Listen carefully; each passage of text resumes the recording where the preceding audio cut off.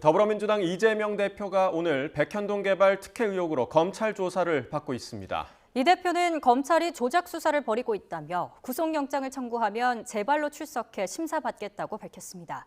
현장 취재기자 연결해 알아보겠습니다. 김혜린 기자.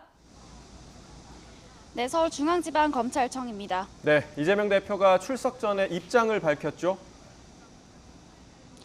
네, 민주당 이재명 대표는 오전 10시 24분쯤 서울중앙지검 앞 삼거리의 모습을 드러냈습니다. 거리에는 지지자 수백 명이 모여들어 이 대표의 이름을 연호하기도 했는데요. 지지자들에게 인사하며 연단에 선 이 대표는 10분가량 입장을 밝힌 뒤 검찰청사로 향했습니다. 미리 준비한 입장문은 1,900여 자 정도였는데 이 대표는 정치검찰이 없는 죄를 조작해 뒤집어 씌우고 있다며 100번이라도 조사받겠다고 밝혔습니다. 직접 들어보시겠습니다. 아무리 가리려고 애를 써도 진실은 사라지지 않습니다. 지금까지 그랬던 것처럼 따짓 소환조사 10번 아니라 100번이라도 당당하게 받겠습니다. 이 대표는 또 검찰의 구속 시도에도 직접 맞서겠다고 했는데요. 자신을 보호하기 위한 국회는 따로 열리지 않을 거라며 조작 수사로 구속영장을 청구한다면 재발로 출석해 심사받겠다고 강조했습니다. 말도 안 되는 조작 수사로 구속영장을 청구한다면 재발로 출석해서 심사받겠습니다. 회기 중에 영장 청구해서 분열과 갈등을 노리는 꼼수 포기하고 당당하게 비회기 때 청구하십시오.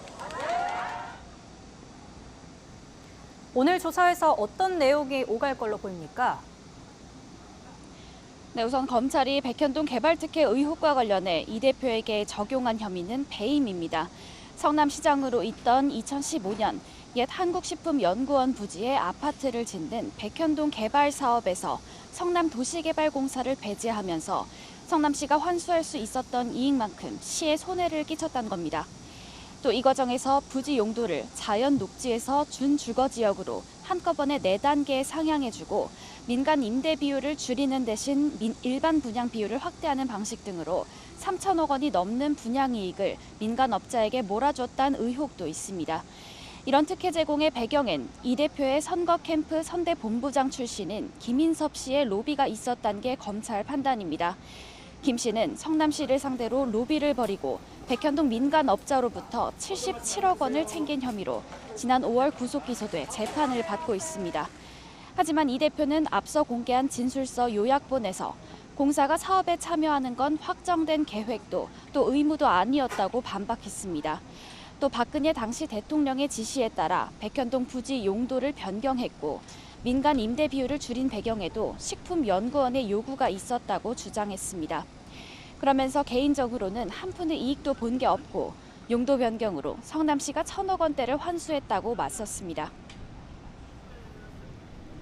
네, 이 대표에 대한 조사 어떻게 진행되고 있습니까?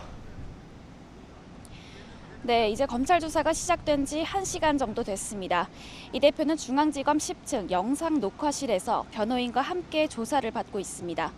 오늘 조사엔 최재순 부부장 검사를 비롯해 백현동 의혹을 수사해온 반부패 수사 일부 검사들이 투입됐습니다.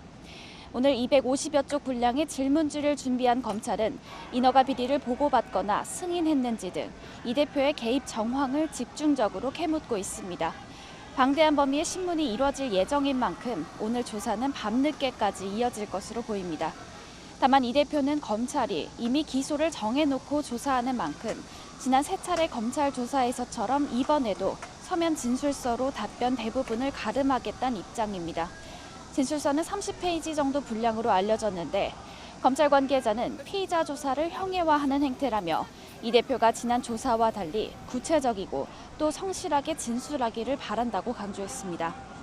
이어 김인섭 씨가 백현동 로비 혐의로 구속 기소되는 등 법원 판단이 어느 정도 나온 만큼 인허가 특혜가 있었단 부분에 이론이 없어 보인다며 이 대표 혐의 입증에 자신감을 내비치기도 했습니다. 지금까지 서울중앙지검에서 YTN 김예린입니다.